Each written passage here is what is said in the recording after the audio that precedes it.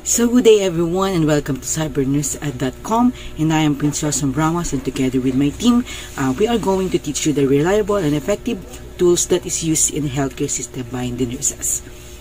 So basically in this video is aalamin natin kung ano nga ba yung mga basic tools or mga electronic tools na maaaring makatulong sa atin, ng ating mga nurses, upang mas mapagaan natin at mapadali ang pag-aalaga sa ating mga pasyente.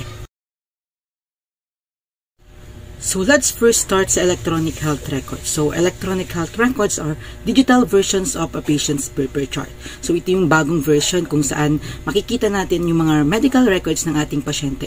Unlike nung una na sa papel lang nakalagay yung record ng pasyente, ngayon is computerized na siya. So EHR store comprehensive patient information, including dito yung medical history, medications, allergies, test results, and more. So kasama din dito yung mga surgical history nila, family history, and also social history.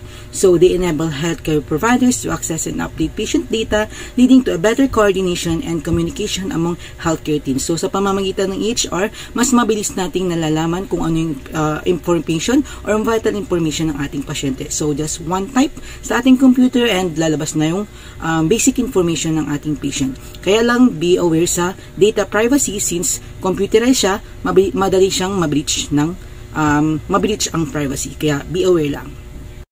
So, the Clinical Decision Support System. So, the Clinical Decision Support System or CDSS ay isang software na nakakatulong sa mga healthcare providers sa paggawa ng clinical decisions. So, dahil sa CDS na to, nagpo-provide siya ng isang evidence-based recommendations and alerts. So, dahil sa system na to, na-improve natin yung diagnosis sa ating pasyente. Tutulungan natin sila upang mas mabilis silang gumaling, and also na-ensure natin yung safety ng ating pasyente.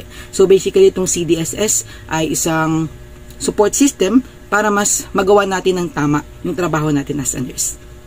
So, the telemedicine and the telehealth. So, itong telemedicine and telehealth is naging popular lalo-lalo na ng panahon ng COVID-19 kung saan bawal ang physical contact. So, telemedicines are platforms and tools that allow healthcare providers to deliver care remotely. So, kahit saang lugar, pwede tayong makapag-hatid ng pangkalusugang impormasyon sa ating mga pasyente dahil sa isang tawag lamang is malalaman natin kung saan yung location ng pasyente, and also makapagbigay tayo ng medical advice para sa kanila.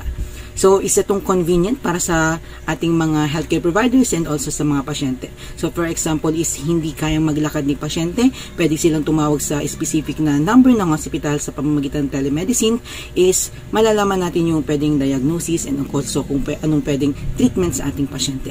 So, video consultations, remote monitoring devices, and mobile health apps are all essential components of the telemedicine. So, tele meaning telephone, and medicine is giving a medical advice and also medical treatment sa ating pasyente through telephone or calls.